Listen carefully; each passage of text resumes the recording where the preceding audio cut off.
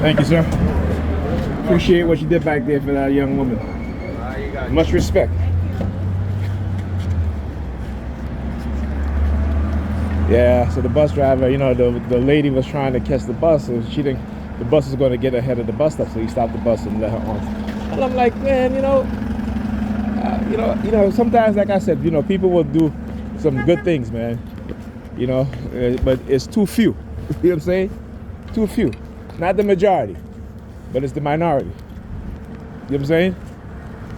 And that's when you know you have an imbalance within the society.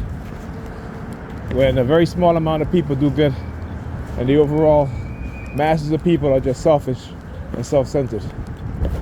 Right? But that's how they want society to be.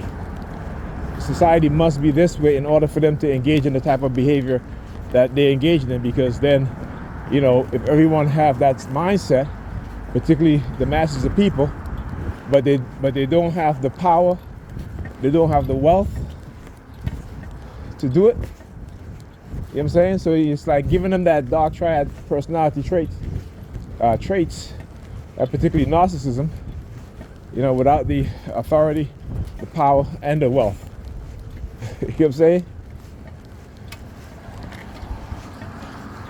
So when you have a whole bunch of narcissists running around in society, and when you give society psychosis, you know, you can engage in all kind of behavior, and you know, no one will fight back because they do the same thing to each other. I tell you, go and watch Professor Jin.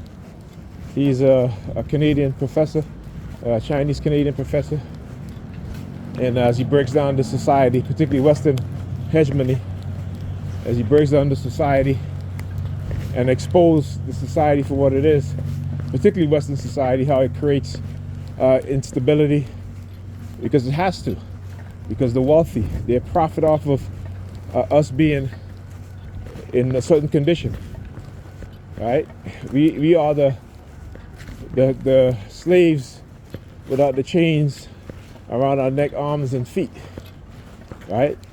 The chain, the invisible chain they have is around our minds. But we cannot think. We just only want to believe.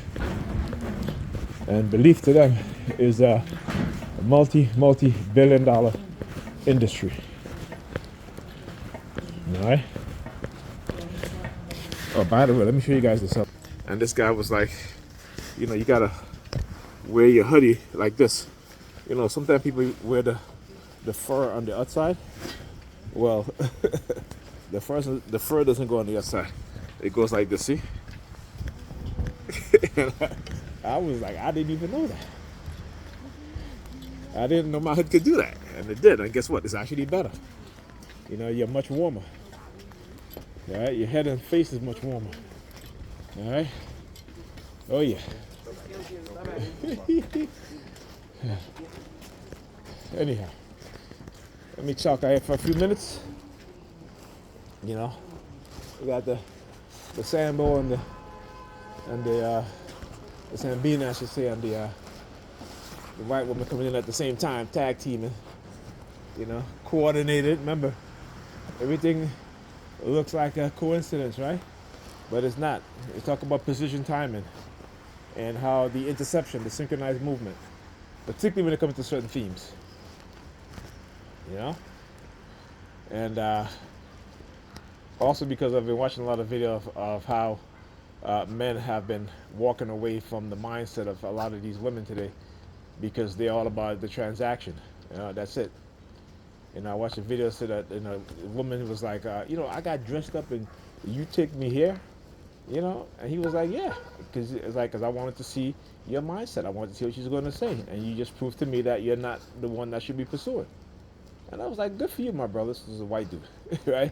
I was like, good for you, brother.